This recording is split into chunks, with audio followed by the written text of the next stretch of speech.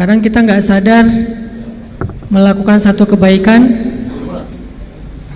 di antara orang-orang yang mungkin sedang lalai. Kayak misalnya pas di lampu merah, lampu kuning kita langsung berhenti, atau kita berhentinya itu tepat di belakang garis pembatas di perempatan jalan. Sedangkan yang lain kita lihat pada agak maju, malah belum juga lampu hijau udah mulai ngegas gitu ya. Kadang-kadang cuman kita sendiri nih yang tertib. Tapi jangan khawatir, kita nggak tahu kadang kebaikan yang kita lakukan itu ada aja yang ngelihat dan niru.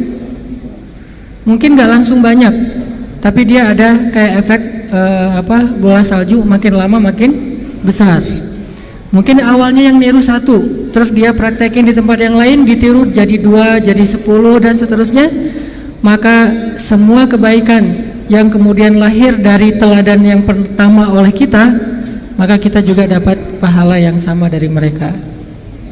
Kayak misalnya ketika di jalan ada masalah sama orang, terus kita senyum, orang marah-marah kita senyumin, akhirnya orang jadi respect ngelihat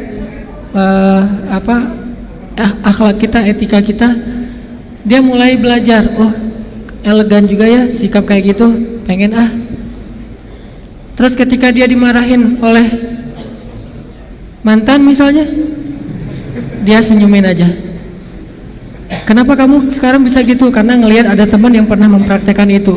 Berarti sikap woles kita gara-gara neladanin seseorang, maka orang yang kita teladani itu juga dapat pahala dari apa yang pernah kita lakukan. Di Mesir tuh pernah saya lagi naik kayak tram gitu yang di tengah kota yang lambat. Kalau yang di bawah tanah kan MRT, ini yang di atas yang lambat gitu. Lagi naik tram kayak gitu, terus ada 2 laki-laki berantem, bertengkar lah, bukan berantem, bertengkar, marah-marah. Yang pertamanya marah-marah, berdiri, wajahnya udah merah gitu, teriak-teriak. Yang kedua terkesan kayaknya emang kelihatannya educated gitu, orang terpelajar, dia rapi. Pas lihat ada yang marah-marah ke dia, dia berdiri dengan tenang. Setelah orang itu selesai marah-marah, dia jawab, dia bilang, kan yang marah-marah tadi bilang yahmar. Yahmar itu kalau dalam bahasa kita kalimat celaan lah ya. Kalau di kita mungkin ANJ terus bintang-bintang lah. Dia bilang yahmar, wahai keledai gitu. Orang Mesir nyebutnya keledai kalau jelekin, karena keledai itu simbol hewan yang bodoh, jadi sama aja bilang goblok gitu. Yahmar, kata dia, wahai keledai. Terus orang ini dengan tenang menjawab, fi humar hina ghairak, emangnya di sini ada keledai selain kamu? Dia lagi marah, terus digituin, dia jawab, nggak ada. Ada. Salah dua-duanya jawabannya. Ini jawaban luar biasa nih, diplomatis banget. Ada gitu keledai di sini selain kamu? Nggak ada, berarti kamu sendiri yang keledai. Kalau ada, berarti kamu juga termasuk keledai. Jadi sama aja dia mau jawab kayak gimana, dia kena. Akhirnya satu tram itu ketawa. Pas yang lain pada ketawa, dia malu sendiri. Udah yang lain bilang, udah sallu ala Nabi sallallahu alaihi wasallam, beres. Udah. Saya berkesan banget sampai sekarang saya ingat, oh harus woles. Nah, mungkin dia nggak sadar ada orang Indonesia di situ yang nyontohin terus jadi bahan ceramah. Nggak sadar kan dia? Dia pikir di situ cuma teman-temannya ada orang-orang Mesir gitu. Ternyata ada mahasiswa Indonesia ngelihat jadi bahan ceramah, dan ceramah saya yang kayak gitu mungkin ditiru atau diamalkan oleh yang saya juga nggak tahu. Dia dapat pahala sebanyak apa? Ketika dia menjadi orang yang halim. Apa arti halim? Menahan emosi. Dengan kehalimannya, dengan dia bisa woles menahan emosi, akhirnya dia bisa bikin orang yang lagi marah salah tingkah, dan orang yang tegang satu tram itu malah jadi ketawa. Cair suasananya. Oh hebat juga nih orang, berarti luar biasa mental dia.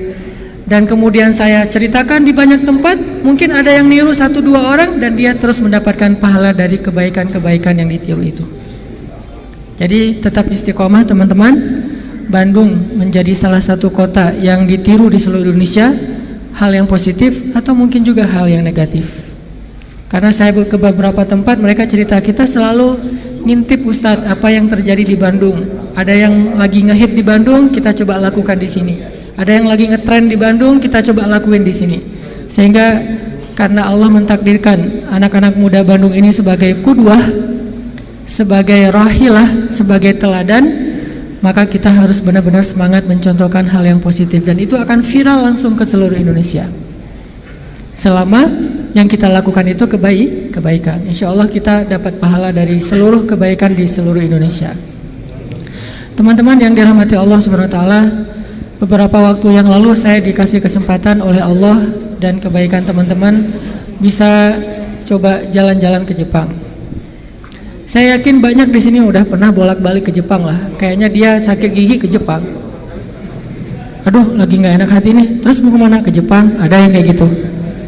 Ada yang misalnya baper dikit, bete dikit, malas di Indonesia, ke Singapura, Malaysia. Saya yakin banyak lah di sini yang udah sering keluar negeri. Jadi nggak istimewa-istimewa amat juga sih. Cuman saya hanya pengen sharing hal tentang yang saya kagumi dari apa yang saya pernah ngobrol sama teman-teman di Jepang, yang nanti ada hubungannya juga dengan materi kita tentang jangan panik, tentang Wallace, tentang tawakal kepada Allah Subhanahu Wa Taala.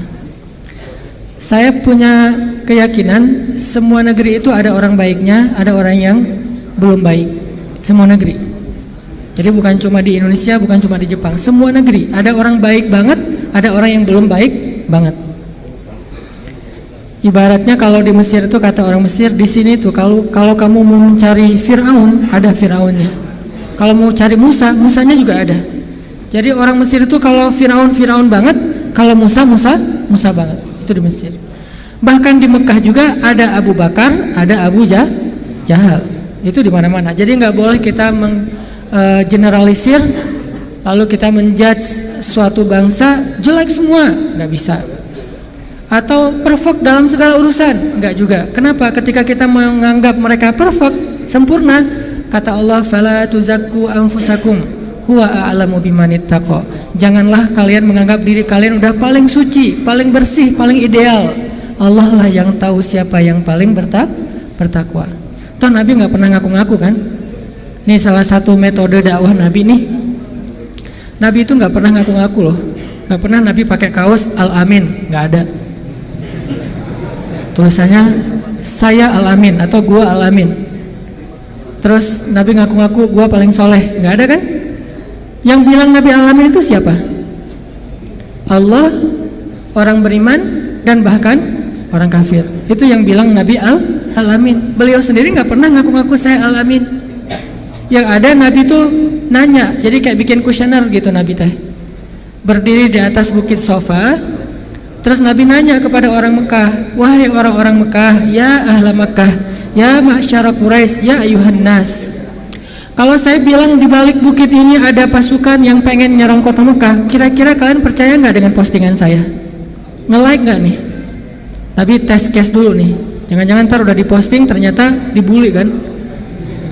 Jadi Nabi tes case dulu, kuesioner dulu. Kalau saya posting kayak gini, kira-kira kalian nge-like nggak? Apa kata orang-orang Quraisy? Kami pasti akan nge-like banget. Kami pasti akan percaya banget karena engkau Al-Amin. Tidak pernah berkata kecuali yang benar. Jadi yang bilang Nabi Al-Amin itu bukan beliau sendiri, orang lain yang bilang beliau Al-Amin. Dan itu yang harus kita teladani dari Rasulullah. Jangan mengaku soleh, jangan mengaku keren, jangan mengaku baik akhlaknya, apalagi sampai menganggap dirinya paling suci, paling sempurna, karena tidak diajarkan itu di dalam agama kita. Fala tuzakku anfusakum. Jangan kalian menganggap diri kalian sempurna. Huwa a'lamu bimanittaqo. Allah tahulah siapa yang paling bertakwa. Udah aja? Oh ya, insyaallah kita keep dulu dengan sholat isya. Setelah itu kita lanjutkan dengan halaqah kedua insyaallah.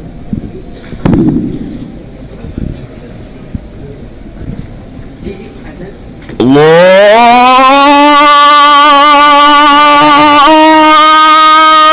Akbar, Allahu Akbar.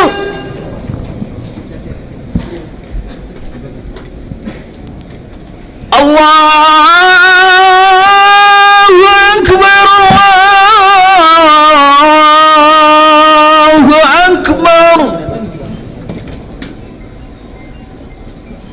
أشهد أن لا إله إلا الله. Halo John. Ya. أشهد أن لا إله إلا الله.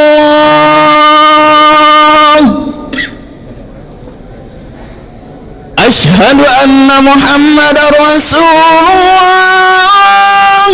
Siap. أشهد أن محمد رسول الله. حي على الصلاة. حي على الصلاة.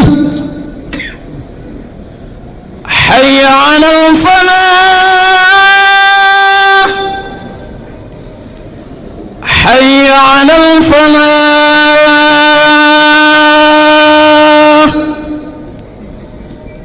الله أكبر الله أكبر. لا إله إلا الله.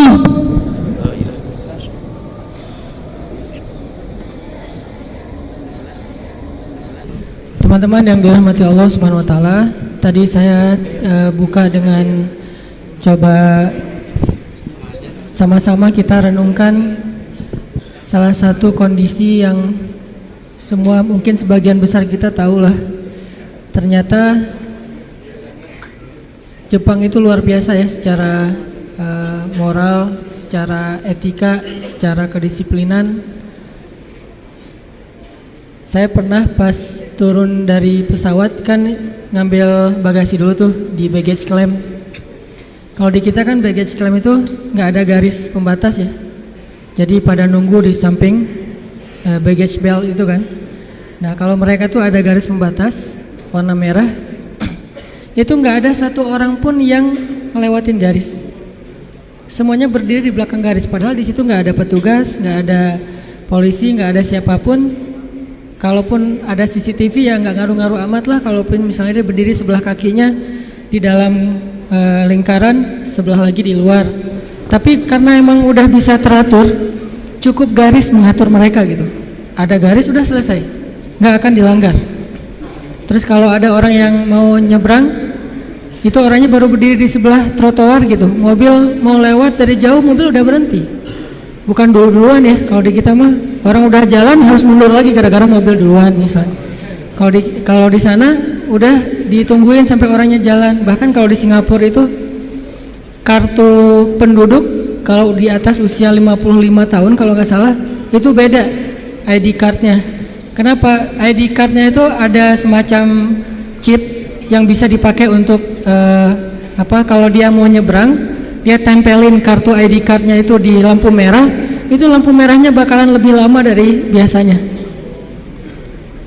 Kalau orang normal lewat, ID cardnya nggak bisa ditempelin, jadi lampu merahnya misalnya 30 detik, ya udah 30 detik. Tapi begitu ada aki-aki pengen lewat nih, nempelin di lampu merah itu jadi 45 detik, 50 detik. Saking menghargai orang yang tua, sampai ada sistem buat kebutuhan mereka. Jadi udah teratur banget, udah rapi banget, udah moralitasnya kalau ketemu kita tuh langsung nunduk gitu kan ya. Sampai turun dari pesawat itu ada yang nungguin khusus bagian kayak gitu-gitu. Nggak tahu pegel apa enggak gitu sehari-hari kayak gitu tuh. Dan itu udah biasa. Dan ketika kita belanja di salah satu tempat pembelanjaan tuh cari musola itu kalau kita kan di masjid misalnya ada yang nyari toilet di mana ya, nunjuk ya. Kalau mereka nggak nunjuk, dianterin. Saya nanya prayer room di mana gitu. Oh, Muslim ya, dianterin. Ini prayer room dibukain kuncinya, dikasih sajadah. Ternyata dia udah nyiapin sajadah. Terus pas dia mau ngambil sajadah, dia bilang tunggu sebentar ya, saya ambil sajadah dulu. Oh iya, dia ambil sajadah. Pas dia datang dia bilang maaf ya udah nunggu lama. Coba. Kita yang pengen sholat, kita yang ngerepotin dia yang minta maaf ya nunggu lama, saya ngambil sajadah dulu. Oh iya nggak apa-apa. Akhirnya kasih sajadah. Luar biasa emang secara moral. Dan tetap di negeri-negeri yang lain juga ada orang-orang baik kayak gitu. Cuman kalau ini udah sistemik, bukan cuma sekedar improve orang secara personal, tapi udah sistemik. Jadi udah tersistem di mana-mana kayak gitu. Kalau belanja nanya dari mana Indonesia, kan Indonesia Jepang mungkin secara kemajuan negaranya mungkin beda lah ya. Harusnya mereka sebagai negara maju pas tahu dari Indonesia biasa aja. Beda kalau misalnya taunya kita dari mana, dari Jepang, oh iya gitu. Ini pastor Indonesia, oh Indonesia, kayak menghargai gitu, respect kepada orang lain. Itu udah nggak usah diragukan lah. Dan saya juga salut luar biasa. Di balik semua itu ada sedikit hal yang membuat saya ngerasa, oh benar ya, emang nggak akan sempurna tanpa agama. Orang Jepang itu tingkat bunuh dirinya tinggi banget ternyata. Dalam setahun itu kasus bunuh diri nggak kurang dari 1000 kasus. Dan itu artinya setiap hari minimal ada 3 orang yang bunuh diri. Dan tempat favorit bunuh diri di Jepang adalah di rel kereta. Sehingga kalau misalnya udah ada yang bunuh diri di kereta, itu kereta kan pada berhenti tuh. Dan pada jadi stuck kan di beberapa stasiun gitu, beberapa jalur. Akhirnya banyak yang rugi. Maka dari pihak kalau di kita mungkin KAI-nya langsung nyediain bus gratis buat para pelajar untuk jadi alternatif karena keretanya nggak beroperasi, ada yang bunuh diri. Saking favoritnya bunuh diri dengan cara nabrakin diri ke kereta, akhirnya ada peraturan siapa yang bunuh diri di rel kereta berhasil atau gagal, maka keluarganya akan membayar denda sekian puluh juta. Kenapa? Karena dia bunuh diri tapi ngerugiin orang lain, bikin semuanya jadi susah, sistem jadi berhenti. Sehingga dibikin peraturan kalau bunuh diri di kereta maka keluarganya harus membayar denda sekitar kalau nggak salah hampir 90 juta bayar denda. Jadi keluarganya juga nahan kalau ada yang mau bunuh diri. Tapi tetap aja masih favorit. Kalau di Korea itu, Korea Selatan, favoritnya bunuh diri dengan cara loncat dari jembatan, terutama di musim dingin. Kalau di Jepang itu dengan cara nabrakin diri ke kereta, bukan ditabrak kereta, orang nabrak kereta. Kenapa bisa kayak gitu? Dan angkanya terlalu tinggi. Ada masalah dikit bunuh diri. Kayak misalnya mereka gagal dalam satu tugas gitu. Itu saking putus asa, saking malunya, saking kayaknya udah nggak ada lagi harapan buat hidup, nggak ada lagi alasan, mereka langsung bunuh diri. Kemarin pas saya kesana tuh lagi ada kasus bunuh dirinya itu bisa ada jasa bunuh diri. Jadi ada, kalau di kita mungkin ojek online, di sana bunuh diri online. Ada tuh, sedang ramai-ramainya di TV tuh. Kemarin pas lagi di sana tuh lagi diliput gimana proses bunuh diri yang ada online-nya. Dia bisa order. Jadi kayak semacam aplikasi gitu. Aplikasinya bunuh diri. Ini kayaknya perlu diciptakan juga. Nih aplikasi bunuh diri, dia order, terus telepon langsung online ke orang yang eksekutornya. Saya mau bunuh diri. Oh di mana? Jam berapa? Gimana? Ada beberapa menu tuh. Bisa klik bunuh diri kereta, bunuh diri minum obat, bunuh diri diapain misalnya. Tapi nggak ada menu bunuh diri dengan cara diputusin, itu belum. Padahal itu kayaknya lebih membunuh ya. Secara pelan-pelan. Jadi dia bisa ngeklik, dia bisa order, bisa pesan gitu. Akhirnya orangnya datang ke rumah, ada yang di-skap, ada yang dibenamin ke dalam ditenggelamin ke air, ada yang diikat ke digantung, ada yang macam-macam. Sehingga ada satu eksekutor yang udah membunuh belasan orang, dan itu lagi rame di Tokyo, lagi dibahas di TV Tokyo. Ternyata bunuh diri juga sampai ada kayak jasanya gitu. Kalau bahasa kita sampai ada aplikasi bunuh diri. Saking tingginya tingkat bunuh diri. Kenapa masalahnya? Masalahnya akhlak mereka udah luar biasa kepada manusia, kepada alam, tapi hati mereka kosong. Sehingga bisa dibilang di dalamnya itu rapuh. Nggak akan tough menghadapi masalah-masalah sekecil apapun. Nggak lulus kuliah, bunuh diri, nggak lulus kuliah. Misalnya bete dikit, hari ini kok panas banget ya, bunuh diri. Enggak kayak gitu amat juga sih. Nah, ini artinya tingkat putus asanya terlalu tinggi karena tidak ada daya tahan di dalam hatinya. Dan ketahanan seseorang di dalam hati itu tergantung tingkat tawakalnya kepada Allah Subhanahu wa taala. Makin dia bergantung kepada Allah, makin dia woles, makin dia nggak gampang yai'as, nggak gampang putus asa ketika punya masalah. Nabi Yusuf tuh kan masalahnya bertubi-tubi. Ketika Nabi Yusuf dilemparkan ke dalam sumur, ketika Nabi Yusuf dipenjarakan, ketika Nabi Yusuf difitnah, ketika Nabi Yusuf, banyak masalah Nabi Yusuf. Tapi pesan Nabi Yakub alaihissalam kepada anak-anaknya, la tai'asu min rauhillah, baik kepada Yusuf ataupun kepada kakak-kakaknya. La tayasu min rauhillah, janganlah kalian berputus asa dari rahmat Allah. Kenapa? Allah itu maha menolong. Ketika kita bergantung kepada Allah, nggak ada yang mustahil. Selalu ada harapan ketika kita berikan harapan itu kepada Allah. Tapi kalau kita berikan harapan itu kepada makhluk, kadang-kadang harapannya semu. Karena makhluk itu, manusia itu sifatnya kullu man 'alaiha fan. Nggak ada yang bisa benar-benar total, nggak ada yang bisa benar-benar abadi, itu nggak bisa. Tapi kalau kita letakkan harapan kita, lalu kita berikan hanya kepada Allah, roja kita hanya kepada Allah Subhanahu wa taala, maka tidak ada kata al-ya's, tidak ada kata putus asa dalam kamus seorang mukmin. Laisa min akhlaqil mu'min al-ya's. Putus asa itu bukanlah sifat atau akhlaknya orang yang beriman kepada Allah. Sehingga kenapa bunuh diri itu menjadi dosa besar dalam Islam? Padahal kan nggak ganggu orang kan, kecuali tadi bikin macet sistem kereta. Itu juga nggak parah-parah banget lah, nggak sampai gara-gara kita bunuh diri orang akhirnya jadi misalnya celaka gitu, nggak, jarang lah. Apalagi bunuh dirinya sendiri, gantung diri. Kan bunuh diri itu nggak ganggu orang lain. Kenapa dianggap dosa besar?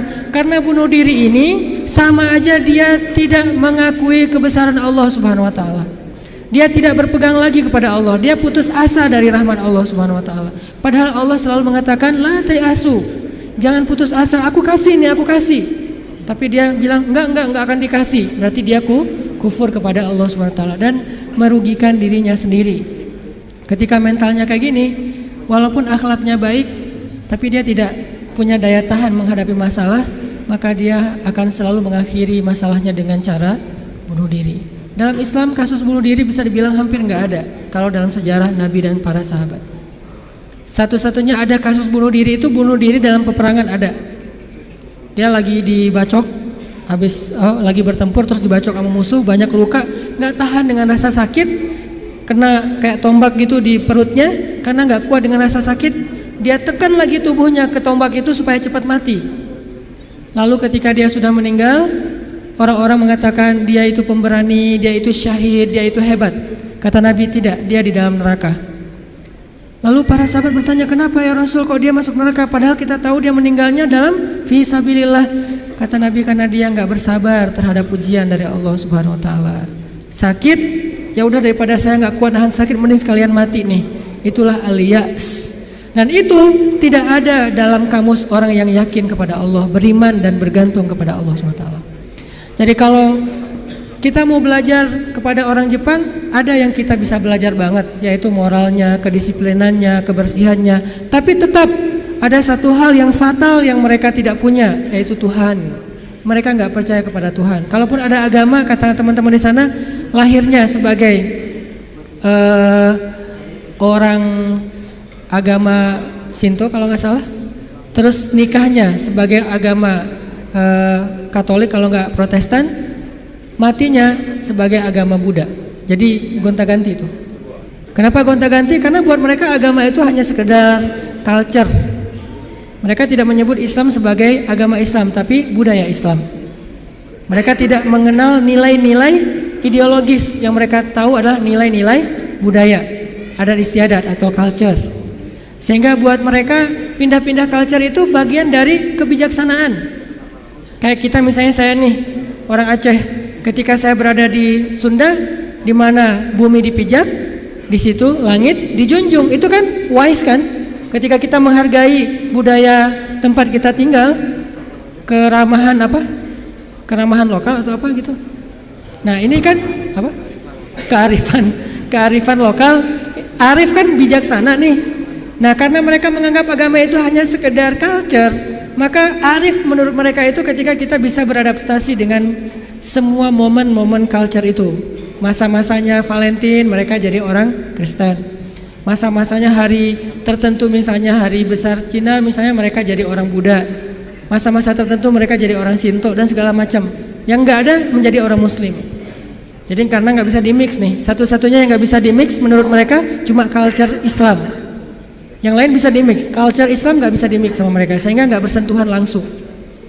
Ini artinya mereka melihat semua itu hanya sekedar moralitas. Bukan sebuah nilai ideologis yang menguatkan mental, bukan. Sekedar moralitas. Culture Islam moralitas, culture yang agama-agama lain yang kita sebut itu moralitas, termasuk culture Jepang itu adalah moralitas. Tapi mentalnya lemah, sehingga ketika mereka punya masalah di dalam dirinya, mereka nggak punya pertahanan sama sekali. Sedangkan kita melihat ad-din, melihat Islam adalah sebuah nilai yang membangun mentalitas kita. Hanya ke akhir-akhir ini kita cenderung melihat Islam itu hanya sebagai undang-undang, sebagai syariat, sehingga orang takut sama Islam. Seolah-olah kalau kita mau menegakkan Islam, yang kepikiran itu cuma kisos, yang kepikiran itu cuma cambuk. Padahal Nabi menerapkan itu juga akhir-akhir setelah mentalitasnya udah mantep nih. Setelah pemahaman agamanya udah komprehensif, setelah diedukasi, baru kemudian penutupnya adalah menyempurnakan keadilan dengan cara menegakkan hukum. Kalau ada orang yang bilang misalnya, ngapain sih Tuhan katanya pengasih tapi kok menciptakan neraka? Sebetulnya jawabannya logis banget dan sederhana kan? Karena tanpa ada surga neraka tidak ada keadilan. Kemana larinya orang-orang yang berbuat jahat dan zalim kalau tidak ada neraka? Maka kalau semuanya masuk surga, yang zalim sama yang terzalimi, lalu di mana keadilan? Kalau gitu kita mending jadi orang jahat aja, toh masuk surga juga kan? Mending kita ambil aja hak orang lain, toh nanti di akhirat juga tetap masuk surga. Kalau gitu di mana ada keadilan? Keadilan Allah itu justru menciptakan surga dan neraka. Cuman pintu surga lebih banyak daripada pintu neraka. Dan Allah selalu memberikan peluang untuk selamat dari api neraka dengan cara mengampuni dosa. Allah Maha Adil. Allah gak mengatakan kalau udah cap neraka udah gak akan lagi berubah. Enggak. Kalau kamu buat dosa sekali gak akan diampuni, pasti masuk neraka. Enggak. Disitulah Maha Rahman.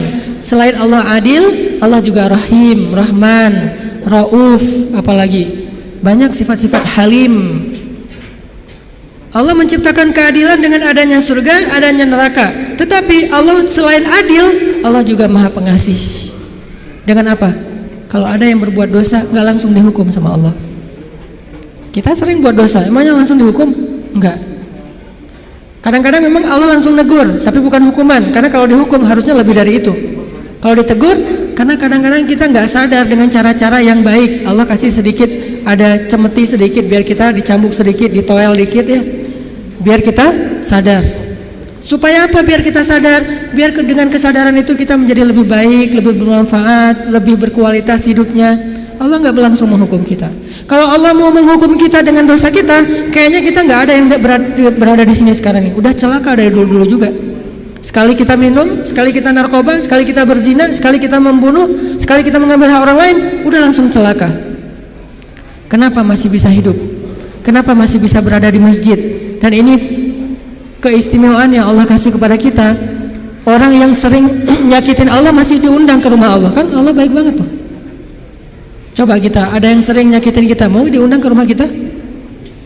Dia telepon aja kita reject terus, kalau perlu di blok, nggak bisa nelpon lagi, unfollow segala macam, left group.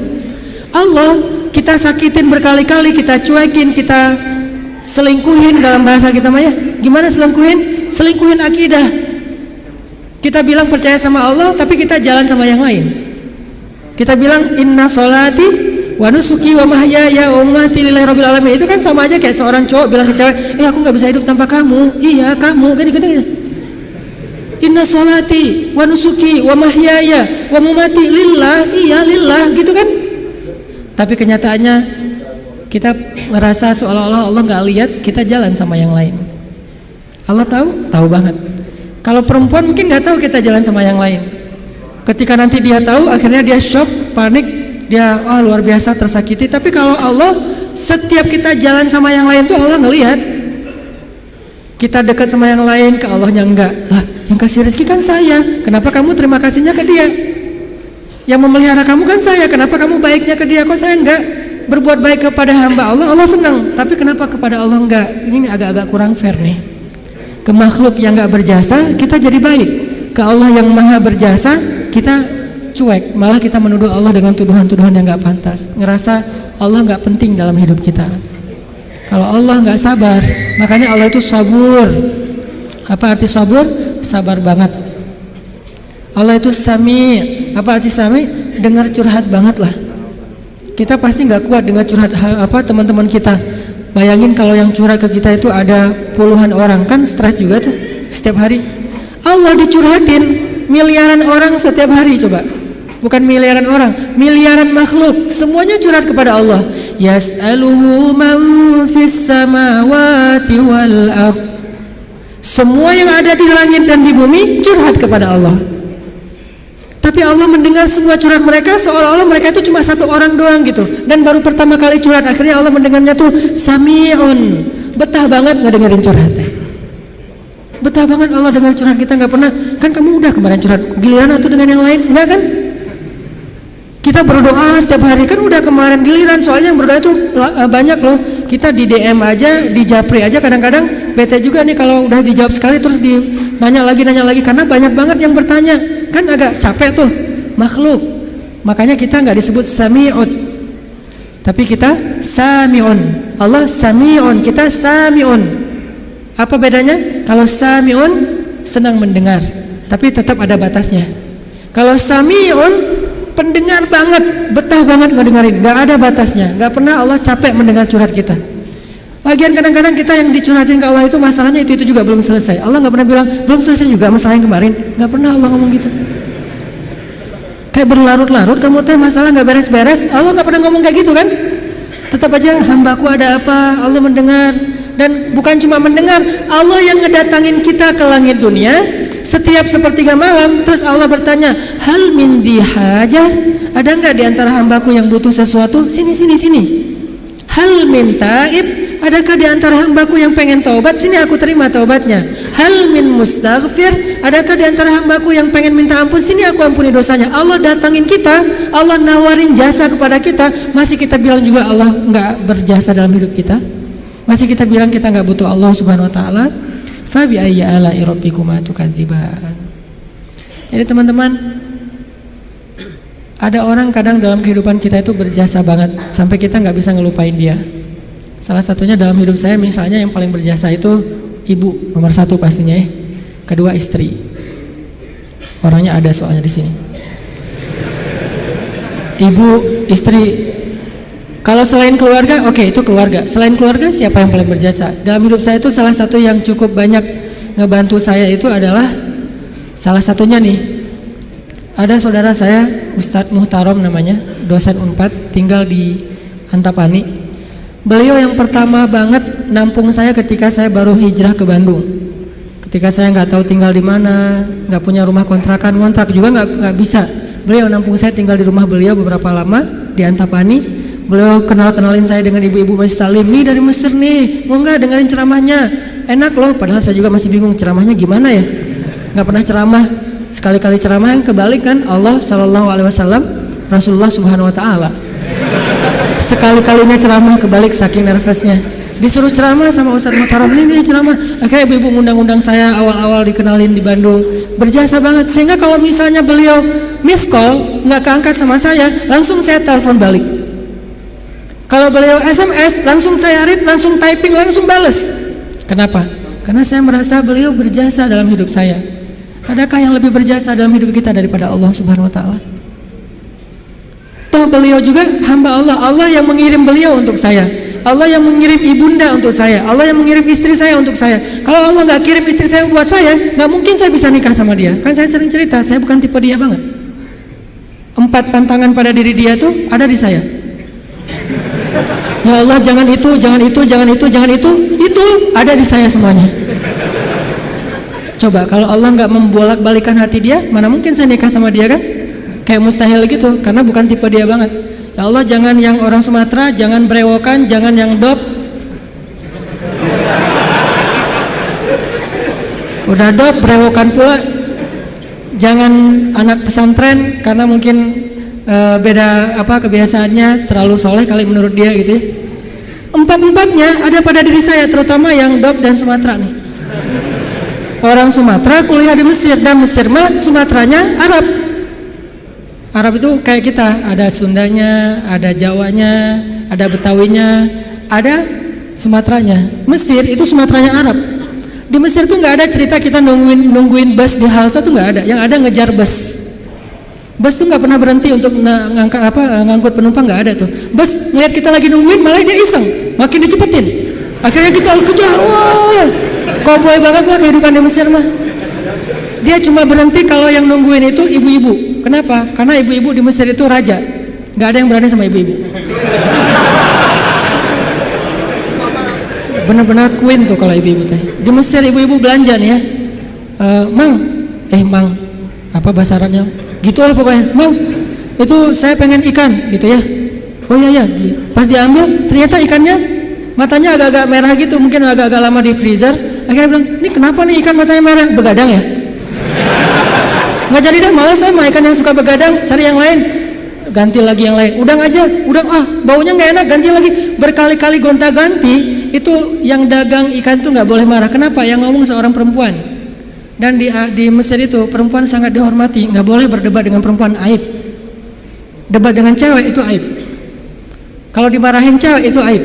Mending kita menghindar aja deh. Kalau kita naik bus, duduk nih, ibu-ibu naik harus berdiri. Kalau nggak berdiri itu dianggap aib, satu bus semuanya aib. Kalian laki-laki atau apa kalian teh? Ada perempuan masuk ke bus, kalian pada duduk cuek itu, malu-maluin kalau di Mesir. Sehingga kalau ada ibu-ibu naik ke dalam bus nih, cowok-cowok semuanya berdiri siap.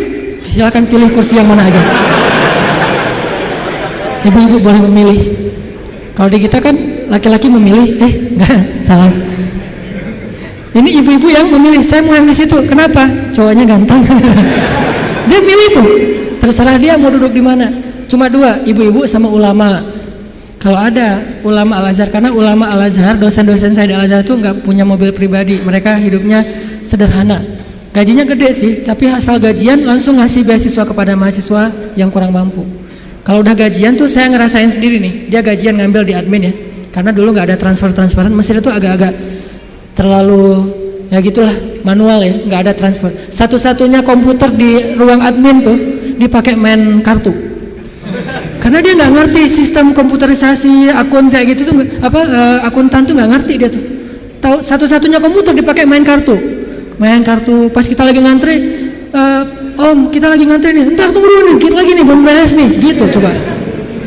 Tapi menghargai banget kepada orang tua, ulama, ibu-ibu. Nah, ada dosen saya ngambil gajinya kurang lebih sekitar 2.000 pound.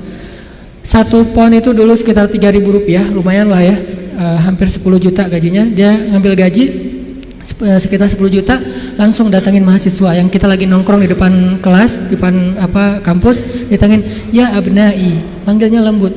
Anak-anak, kata dosen teh, kalian udah beli buku kuliah belum? Kita senyum-senyum. Padahal udah, tapi senyum-senyum aja. Mau bilang udah, jujur. Mau bilang enggak boleh dusta ya. Senyum-senyum aja. Oh ya udah nih, beli buku. Alhamdulillah. Akhirnya kita beli buku, cuma bukan buku kuliah, buku tambahan gitu, kayak buku sejarah, buku apa. Alhamdulillah. Dia ngasih dari 10 juta, 5 juta itu buat anak-anak. Nah itu kebiasaan di sana tuh dosen-dosennya. Makanya karena hidupnya kayak gitu, sederhana, nggak punya kendaraan. Dosen kalau mau ke kampus bareng dengan kita pagi-pagi tuh naik bus. Cuman kalau kita ngejar, kalau bus supirnya nggak berani disuruh dosen Al-Azhar ngejar bus kan nggak mungkin ya. Kalau melihat itu ada penampilan dosen, langsung busnya berhenti. Begitu dosennya naik langsung jalan tuh, nggak peduli kita lagi di tangga kayak di apa, nggak peduli deh. Kan dosen dulu yang naik nih. Prof silakan. Dosennya naik, baru dosennya di atas, kita masih bergelantungan tuh bus langsung jalan tuh. Sampai ada beberapa mahasiswa Malaysia karena nggak terbiasa mungkin. Mereka kan biasanya naik taksi nih, karena beasiswa dari kampus, dari kerajaannya gede. Kalau kita kan beasiswanya dari Al-Azhar. Mesir itu negara miskin, tapi ngasih beasiswa puluhan ribu mahasiswa asing. Negaranya miskin, tapi bisa ngasih beasiswa, luar biasa. Nah Malaysia nggak dikasih. Negara yang tidak dikasih beasiswa di Asia itu Malaysia dan Brunei, karena dianggap udah sejahtera. Akhirnya mereka terbiasa naik taksi nih. Begitu mahasiswa Malaysia sekali naik bus, nggak terbiasa naik bus ala-ala Mesir gitu, turunnya membelakangi arah jalannya bus. Kebayang kan? Melundung gitu kan? Kita mahasiswa Indonesia ketawa-ketawa aja, wah lucu. Kalau kita kan udah biasa kobo ya, kejar bus, terus turunnya sambil lari. Kadang-kadang kalau bawa barang itu, barangnya dilempar dulu ke dalam bus, langsung dikejar naik gitu. Udah biasalah kayak gitu-gitu di Mesir. Tadi cerita apa tadi teh? Hubungannya? Ya gitulah, nggak ada hubungannya. Pokoknya balik lagi ke tema ya. Intinya ketahanan hati kita itu ketika kita dekat kepada Allah Subhanahu Wa Taala. Jadi nggak ada ceritanya dalam kamu seorang mukmin ada masalah, baper, udah gitu bunuh diri, nggak ada. Tergantung tawakal kita kepada Allah. Coba rasain ketika kita lagi ngerasa enak nih hubungannya sama Allah, sama ketika kita lagi jauh dari Allah, terus dua-duanya dikasih masalah, mana yang lebih nyaman buat kita? Kalau kita pas lagi dapat masalah, pas lagi dekat sama Allah, itu akan bertahan banget. Saya pernah ngerasain itu. Saya karena kan sering ditolak ya, ceritanya ya, curhatlah dikit lah ya. Kalau ditolaknya lagi jauh dari Allah, itu baper. Tawaf Sungai Nil kan, mau loncat, aduh dalam takut ada apa kuda nil gitu, nggak loncat, buat apa lagi hidup kalau kayak gini ya. Kenapa kayak gitu? Lemah, gara-gara jauh dari Allah. Kalau ditolak pas lagi dekat sama Allah, nggak apa-apa, yang penting jangan ditolak sama Allah kan gitu. Ditolak, ya Allah pasti engkau mau ganti yang lebih keren ya. Husnuzon kan, aku tergantung prasangka hambaku. Ya udah bertahan. Orang makin dekat sama Allah, makin tough, makin bisa survive dalam menghadapi masalah. Makin tuh. Kenapa? Karena survive seseorang dalam menghadapi masalah itu bukan soal dia punya uang atau enggak, dia punya teman atau enggak, dia sehat apa enggak. Soal mentalnya, hatinya kuat enggak menghadapi masalah. Baru dia bisa tough dan survive. Ada orang yang secara fasilitas hidup udah nyaman, kenapa masih bunuh diri? Termasuk tadi tuh, di Jepang itu kan jaminan sosial tinggi banget ya, luar biasa ya. Sampai ada teman saya, bukan hanya berlaku untuk warga Jepang, untuk warga asing yang kerja di Jepang tetap dapat jaminan sosial karena pajaknya tinggi. Ada teman saya yang ngelahirin, setelah dia nikah hamil lahir, itu anak biaya ngelahirnya ditanggung pemerintah, terus ibunya boleh cuti selama 6 bulan, tapi tetap dapat gaji full setiap bulan. Cuti 6 bulan, gaji fullnya setiap bulan, ditambah lagi dengan bonus karena udah punya anak, dikasih bonus. Jadi punya anak dikasih bonus. Makanya di sana tuh kayaknya orang menikah itu semangat ya, nggak pengen istiqomah jomblo lah ya. Karena jomblo nggak ada bonus di sana. Begitu nikah dapat bonus, begitu punya anak dapat bonus. Tapi ada batasannya, anak nggak boleh banyak-banyak juga. Makin nambah anak, makin nambah pajak. Jaminan sosialnya tuh tinggi. Tapi kenapa kok malah gampang putus asa? Padahal secara fasilitas hidup sudah tercukupi. Mental, mungkin secara etika keren lah, pokoknya ngacung jempol pokoknya. Tapi kalau mentalnya lemah, kosong, ada yang gersang di dalam hatinya karena tidak diisi dengan kata Allah di dalam hati mereka. Di satu sisi kita perlu belajar kepada mereka, di sisi yang lain mereka perlu belajar kepada mukmin. Salah satunya mukmin di Indonesia. Ketika kita jauh dari Allah, mulai naik tingkat kriminal, mulai naik tingkat bunuh diri, mulai banyak orang yang putus asa, mulai banyak orang yang mengeluh, terjadilah krisis sosial. Itu ketika jauh dari Allah. Sejak kapan dalam persepsi kita miskin itu masalah? Di zaman Nabi miskin itu bukan masalah. Masalah itu fakir, bukan miskin. Di zaman Nabi malah berdoa jadi pengen jadi orang miskin. Ya Allah, hidupkan saya sebagai orang miskin, matikan saya sebagai orang miskin, bangkitkan saya bersama orang miskin. Nabi itu cuma bilang hampir-hampir kefakiran itu menyebabkan orang kufur. Itu teks hadisnya, kadal fakru ayyakuna kufran, bukan miskin jadi kufur. Nggak ada teks kayak gitu. Terjemahan kita yang keliru. Orang miskin itu dekat dengan kekufuran. Nggak ada teks hadis kayak gitu. Yang ada fakir dekat dengan kekufuran. Terus apa bedanya miskin dengan fakir? Miskin itu kurang harta, kalau fakir itu kurang syukur. Makanya Nabi dalam konteks miskin malah berdoa pengen jadi orang miskin supaya hisabnya gampang. Tapi kalau dalam konteks fakir, Nabi malah bertauz, Allahumma inni a'udzubika minal fakri. Ya Allah, aku berlindung kepadamu dari kefakiran. Maksud kefakiran di dalam doa Nabi itu bukan kurang harta, tapi kurang syukur, kurang qanaah dengan apa yang diberikan Allah Subhanahu wa taala. Mental. Makanya salah satu misi Allah menurunkan Islam, mengutus Nabi Muhammad SAW itu adalah membangun mentalitas manusia yang kita sebut dengan mukmin muslim.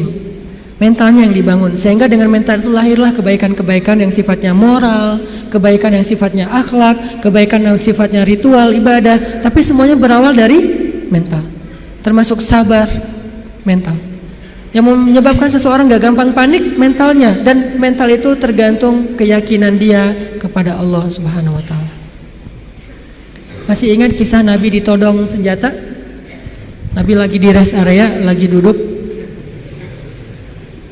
Cuman waktu itu nggak ada yang jual tahu Sumedang ya. Lagi duduk nih di rest area, istirahat sebentar lah, perjalanannya cukup macet, ada kren jatuh di kilometer berapa kemarin teh. Istirahat, lagi duduk di rest area, jauh dari para sahabat. Biasanya Nabi duduknya itu di antara para sahabat. Kali ini beliau pengen menyendiri. Kenapa pengen menyendiri? Mungkin beliau nggak enak mau nolak sahabat yang curhat, nggak enak mau nolak sahabat yang ajak ngobrol. Karena sahabat juga kan kalau dekat Nabi curhat, ngobrol panjang lebar, minta selfie segala macam kan. Nah Nabi pengen me time lah, nggak pengen diganggu. Kalau udah terlanjur bareng dengan mereka, Nabi tuh nggak enakan banget orangnya. Kalau udah Nabi boleh curhat nggak? Nabi nggak mungkin bilang nggak. Nggak ada kata-kata enggak dalam kamus Nabi itu. Yang ada, oh ya boleh, walaupun beliau udah capek banget. Nah akhirnya pengen ngambil me time, nggak mau diganggu, sendiri. Sahabat juga pengertian, oh Nabi lagi pengen sendiri, ya udah menjauh. Ternyata itu jadi kesempatan buat orang kafir, musuh yang pengen membunuh Nabi. Dia langsung datang, nodong senjatanya, pedangnya di leher Nabi. Itu pedang yang sangat tajam, kalau ditarik dikit, udah aja langsung Nabi kegorok. Dia todong di leher Nabi, tinggal ditarik doang. Dia bilang, Muhammad, sekarang kamu jauh dari orang-orang yang mengawal kamu, sahabat-sahabat kamu. Kalau saya gorok leher kamu nih sekarang nih, siapa yang bisa nolong kamu? Di situ kelihatan tawakal Nabi itu, gambaran tingkat tawakal Nabi itu benar-benar hakut tawakulih. Kayaknya rasa-rasanya nggak ada di antara kita yang bisa tawakal sekeren itu. Tapi setidaknya kita bisa mengambil itu sebagai inspirasi. Ternyata tawakal itu menguatkan mental. Walaupun gak sekuat Nabi memang. Nabi kan di atas rata-rata ya, manusia paling istimewa lah. Siapa yang bisa nolongin kamu Muhammad? Nabi dengan tersenyum melihat ke arah dia, dengan tenang mengatakan, Allah. Saking mantapnya kata-kata Nabi sampai bikin orang itu gemetar, jatuh tuh pedangnya. Kita belum bisa kayak gitu. Ketika kita datengin, Pak saya mau melamar anak Bapak, kamu ngasih makan apa buat anak saya? Allah yang ngasih makan. Astagfirullahaladzim, iya terima. Gak bisa, langsung gemetar tuh orang, mertua langsung gak bisa berdiri. Mana bisa kita naklukin mertua dengan kata-kata kayak gitu kan. Kemarin aja tadi pagi saya disuruh minta sharing di Mabes TNI aja, saya yang gemetar. Biasanya kan enjoy gitu, ceramah santai dan cari-cari bahan ngebully. Mau ngebully TNI, bayangin. Di depan jenderal-jenderal bintang 2, bintang 3, ini mau ngebully apa ini? Saya kan mati langkah kalau nggak ngebully ya. Jadi bingung mau kayak gimana. Udah aja kaku nggak jelas gitu, salting pokoknya sampai mereka juga ngeliat ini ceramah atau lagi curhat ya, nggak jelas gitu. Artinya kita tuh nggak punya mental kayak Nabi tuh. Menghadapi makhluk aja kadang-kadang keder. Nabi menghadapi orang yang satu-satunya paling memusuhi beliau, udah siap pengen menggal kepala beliau. Coba imajinasikan deh adegan itu. Karena kalau cuma baca teks sejarah nggak akan dapat apa-apa. Oh gitu doang. Padahal kita juga nggak bisa kayak gitu kan. Bisa nggak kita ketika lewat satu jalan terus digonggong sama guguk misalnya, terus kita santai, kamu dan saya sama-sama hamba Allah, bisa nggak kayak gitu? Sehingga dia langsung melipir, oh ya salah ngegonggong ustadz ya. Nggak gitu kan? Tetap aja kaget. Walaupun nggak takut, mungkin kaget pasti dengan suaranya nyentangnya. Baru sekali dia bersuara langsung, oh udah gitu jaim-jaim melihat orang, ada yang lihat nggak saya kaget gitu kan ya. Tapi Nabi nggak sama sekali kayak gitu. Dia todong, dan orangnya itu preman. Bayangin tatoan preman yang udah biasa bunuh orang buat dia itu kayak hobi, kayak kita ngopi gitu. Aduh hari ini belum bunuh orang gitu. Jadi sakit kepala kalau belum bunuh orang. Orang kayak gitu tuh nodong Nabi pakai senjata yang udah tajamnya luar biasa, ditarik sedikit langsung udah Nabi bisa kegorok. Nabi menjawab dengan tenang, Allah yang nolong saya. Dia gemetar, jatuh pedangnya, diambil balik, ditodongin balik sama Nabi. Sekarang kalau saya pengen bunuh kamu, siapa yang nolong kamu? Kata dia, engkau wahai Muhammad. Nabi tersenyum, diambil pedangnya, dikasih lagi kepada dia. Nabi nggak takut dibalikin lagi kayak tadi, nggak, dikasih lagi sama Nabi. Nabi itu orangnya bisa menaklukkan hati orang seketika tuh. Ketemu langsung berubah hatinya kalau hatinya baik. Satu-satunya yang nggak bisa ditaklukkan itu kalau hatinya memang diisi dengan kesombongan, karena itu sudah ditaklukkan oleh setan. Kalau hatinya bersih baik, Nabi bisa membujuk hati orang. Itu keahlian Nabi SAW. Akhirnya dia dapat lagi pedangnya, disarungkan, dia jadi malah duduk ditarbiyah sama Nabi. Jadi curhat, saya tuh galau berat ya Rasulullah. Tadi gini sekarang jadi curhat, jadi baper. Gimana nih Rasul, mending saya putusin aja gitu Rasul. Malah cerita tentang masalah pribadi. Nabi kasih solusi, Nabi tepuk-tepuk punggungnya. Ya udah sabar ya, jangan terlalu baper, kan ada Allah. Oh iya ya benar Rasulullah. Saya boleh izin pulang ke negeri saya Rasulullah, buat apa? Saya pengen ngasih tahu ke orang-orang supaya masuk Islam. Agama Islam itu luar biasa. Dia pulang ke kampungnya, dia ceritakan kepada orang lain tentang pengalaman dia ketemu Nabi. Akhirnya berbondong-bondong orang masuk Islam. Kenapa Nabi bisa woles kayak gitu? Nggak panik. Pernah juga di kota Madinah, suatu malam ada kedengaran suara dari tengah padang pasir. Itu suara paling aneh.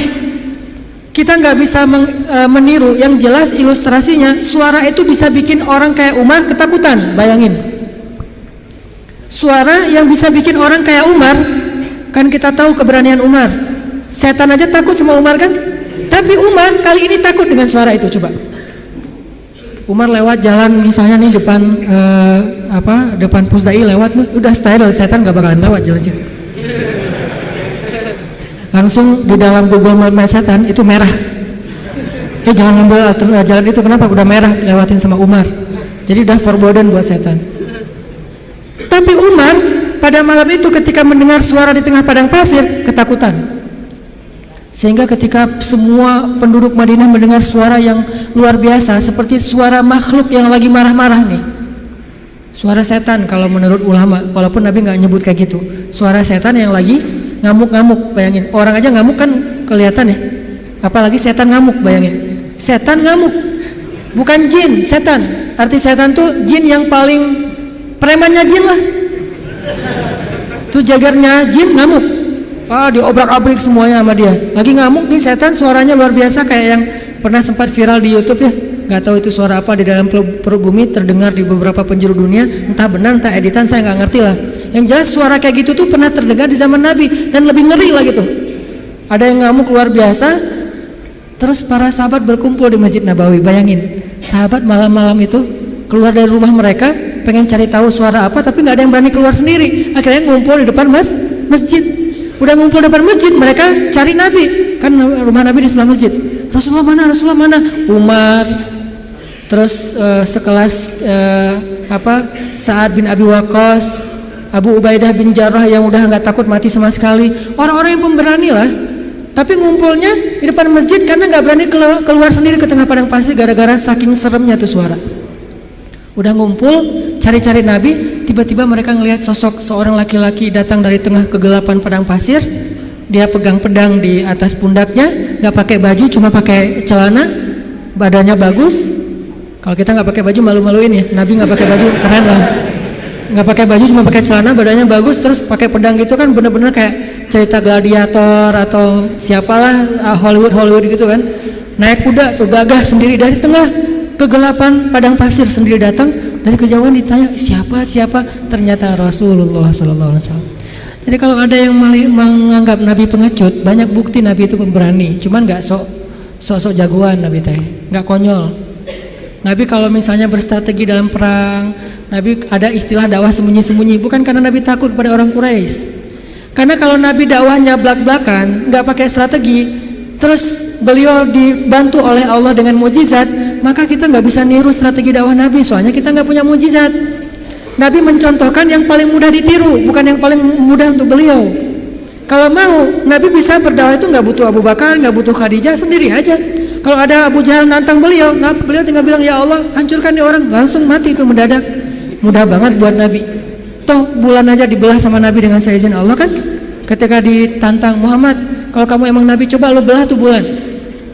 Kalau saya bisa membelah bulan, apakah kalian beriman? Ya, kita lihat aja nanti. Posting dulu pokoknya. Akhirnya Nabi Bismillah ya Allahu Akbar, kebelah bulan, benar-benar kebelah dua. Mereka bilang Muhammad telah menyihir mata kita. Kata Nabi Muhammad, kalau kalian merasa mata kalian yang tersihir, ini hanya halusinasi, coba kita tanya kepada musafir yang sebentar lagi datang dari tengah padang pasir. Apakah mereka melihat malam ini bulan terbelah? Kan gak mungkin saya menyihir orang yang jauh. Ternyata datanglah musafir dari tengah padang pasir lewat kota Mekah, karena Mekah ini salah satu transit juga. Orang-orang langsung berkumpul nanya, apakah kalian melihat kejanggalan di langit malam ini? Ya, kejanggalan apa? Bulan terbelah. Ternyata Muhammad itu adalah Lord of the Ring, bapaknya para penyihir. Bukan kita doang yang disihir, musafir juga disihir, tetap nggak beriman. Nabi itu kalau mau ngandelin mukjizat bisa banget, tapi kita kan nggak bisa niru. Makanya Nabi mencontohkan yang paling ringan, dakwah itu sembunyi-sembunyi dulu, jangan terlalu vulgar. Supaya apa? Supaya umatnya nggak celaka dengan mengambil langkah-langkah yang sembrono. Nabi itu paling pemberani, cuman nggak pamer. Kalian semuanya apa-apaan? Gua paling pemberani. Nggak pernah Nabi gitu. Umar, Ali, ketika ada yang nantang kaum muslimin, padahal Nabi itu kalau mau duel sama dia bisa banget. Tapi kan buat apa yang kayak gitu-gitu? Kan ada tuh Amru bin siapa gitu yang orang kafir tuh, jagoan berpedang dalam perang Khandak, nantang. Hal min mubariz, ada nggak cowok-cowok pemberani di sini yang mau duel sama saya? Diam semuanya. Bayangin Umar diam. Umar takut enggak? Tapi emang orang itu terkenal sih. Nih yang lagi nantang ini terkenal. Umar, aduh, Amru kan agak mikir nih. Ternyata siapa yang berdiri? Ali masih muda, umur 20-an tahun lah. Ya Rasulullah, izinkan saya. Nabi itu kalau mau, Ali emang lo doang yang berani, gue juga berani sebetulnya. Enggak, Nabi mah gak kayak gitu, orangnya tawa tuh. Ali jangan, aku gak tega kalau terjadi apa-apa sama kamu. Akhirnya Ali duduk.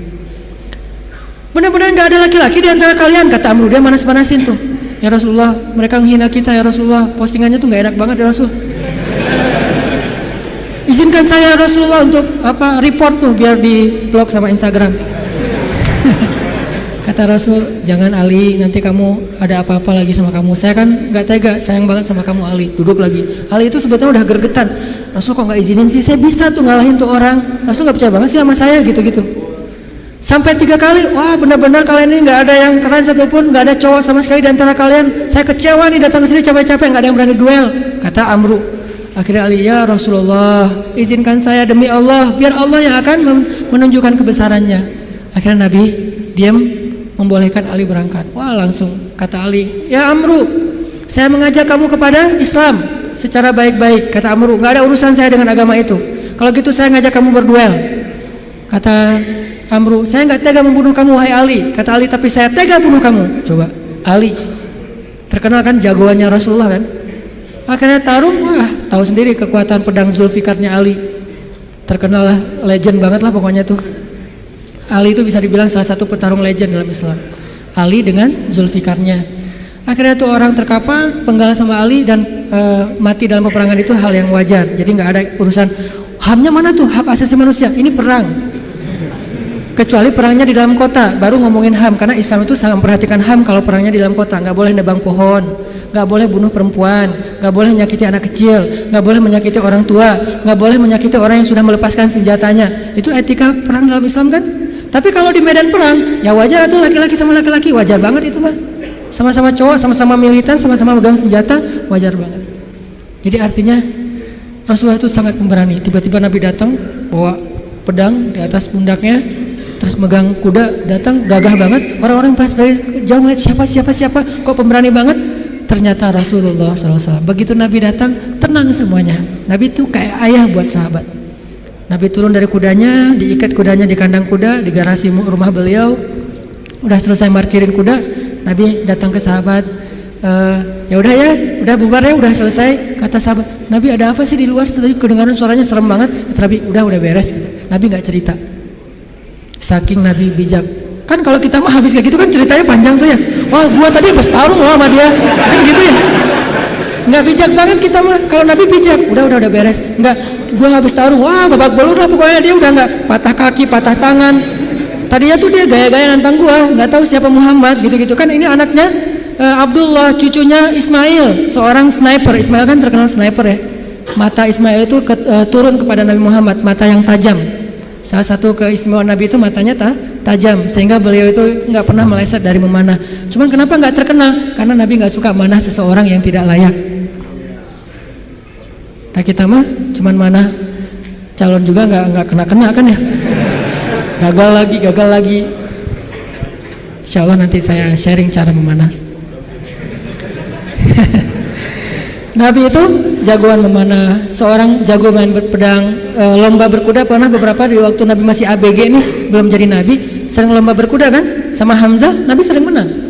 Jadi jago kuda, jago mana sambil berkuda itu udah biasa buat Nabi.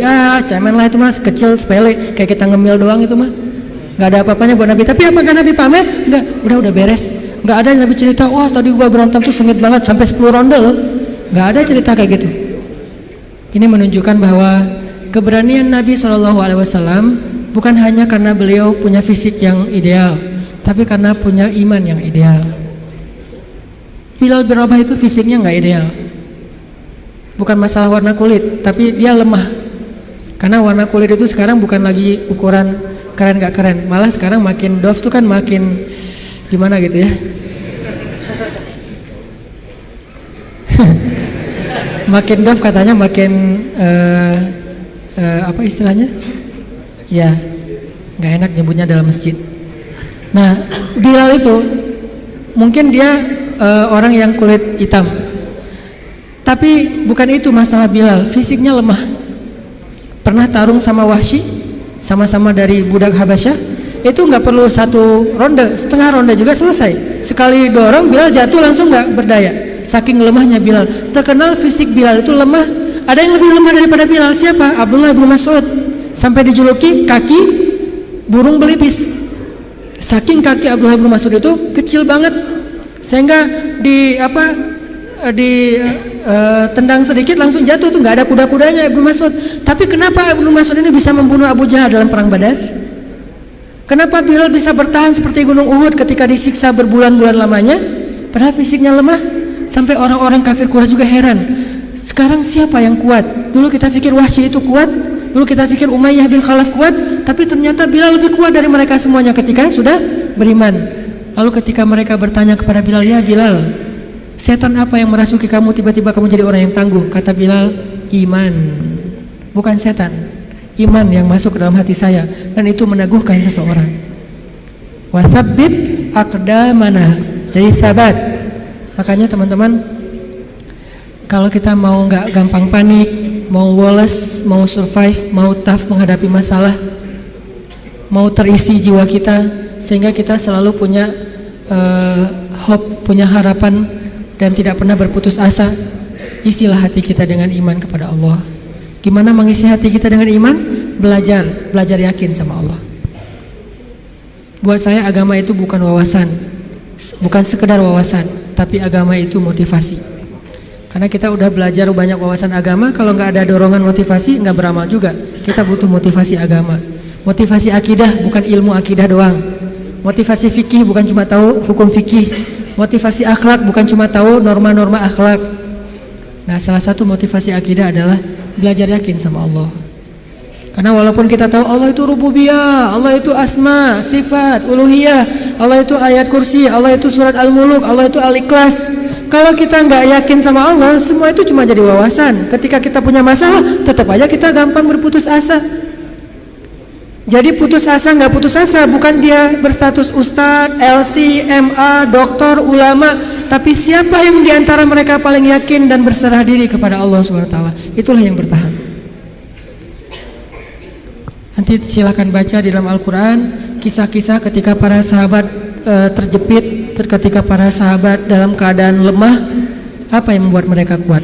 Hasbunallah, cukup bagi kami Allah. Dan kata-kata itu kalau di kita sekedar zikir, kalau di mereka iman. Kalau sekedar zikir nggak ngaruh buat mental kita, walaupun tetap berpahala pastinya kalau ikhlas. Tapi ke mental kita nggak ngaruh. Kita udah bilang hasbiyallah, kok saya masih galau Ustadz? Berarti belum jadi iman, belum jadi belief, belum jadi faith. Baru sekedar kata-kata dalam bentuk ritual zikir, baru jadi syair buat kita.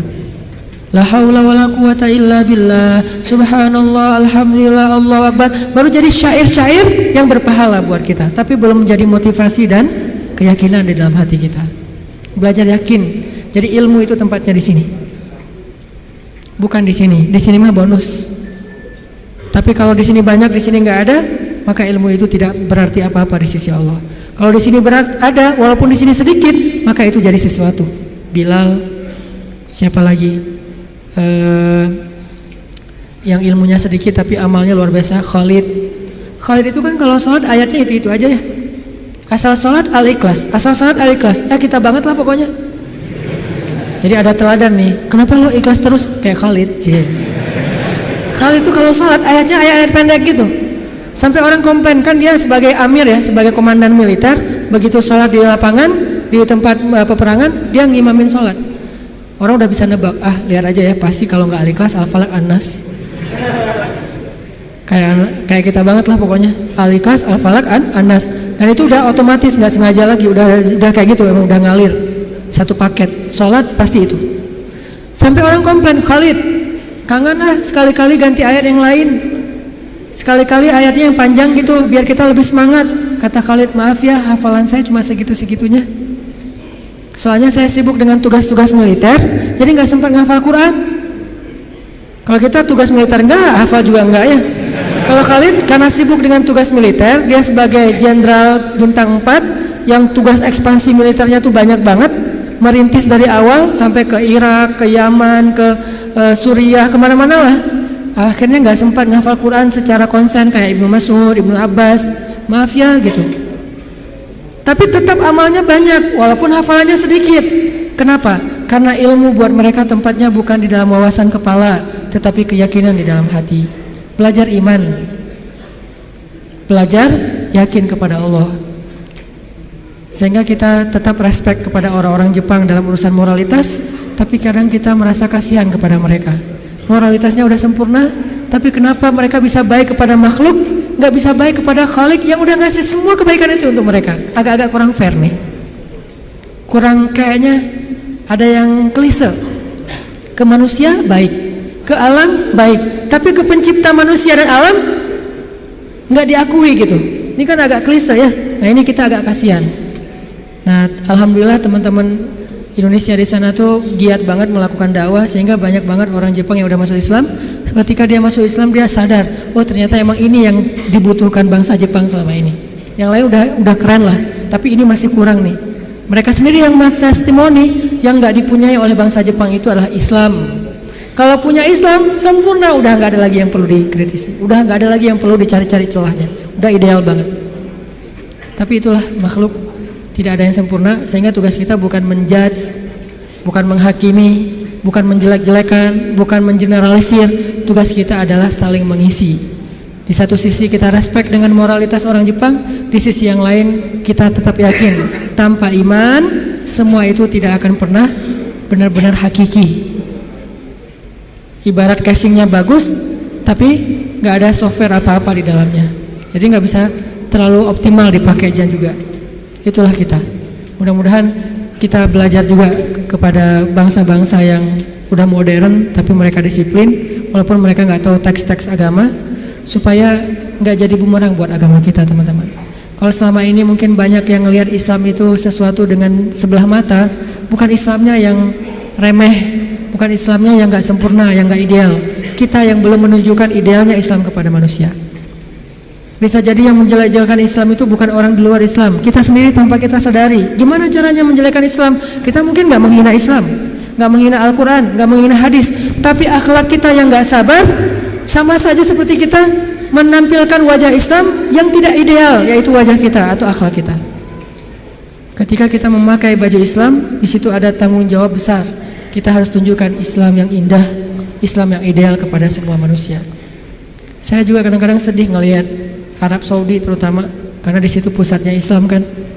Ketika kita udah sering ke luar negeri, ke Jepang, ke Korea, ke Singapura, kemana-mana gitu yang teratur, pergi ke negeri pusatnya Islam, baru juga sampai di bandara, baru di imigrasi, itu kita udah kayak jomplang banget gitu. Di Singapura imigrasinya, kalau misalnya kita bawa bayi, dikasih jalur khusus bagi yang bawa bayi, biar cepet, nggak perlu ngantri. Terus kalau misalnya kita salah ngantri, dikasih tahu, udah ada yang petugasnya senyum ngasih tahu, dikasih form supaya kita ngisi sambil jalan. Di Jeddah, kita udah ngantri, mereka ngobrol sambil minum teh. Hei saya ngobrol berdua. Ya kita ngantri nih. Kalau kita agak protes sedikit, Pak, saya udah ngantri tadi, dia marah-marah kepada kita. Ini kasihan. Bukan Islamnya ya, orangnya yang tidak bisa menunjukkan betapa indahnya Islam. Nabi nggak pernah nyontohin kayak gitu loh. Karena sifat Nabi itu rafah banget. Gak usah orang ngantri, orang baru ngelihat ke Nabi aja Nabi langsung senyum. Berarti mereka telah meninggalkan sunnah Nabi ketika mereka mengangkat slogan-slogan sunnah, tapi mereka tidak menjalankan sunnah itu dengan lebih luas. Padahal sunnah Nabi, teladan Nabi salah satunya adalah dalam urusan akhlak yang luar biasa. Jadi kita kayak mempermalukan Nabi tuh. Ngakunya saya teman dekat dia loh, tapi gara-gara akhlak kita nggak benar, tercoreng juga nama dia. Saya anaknya Bapak Fulan, gara-gara akhlak kita nggak benar, nama orang tua kita tercoreng. Kita mengaku umat Nabi, begitu kita nggak sabar, nggak menunjukkan akhlak yang disiplin, bersih, baik, woles, kita seperti mencoreng wajah Nabi yang kita cintai.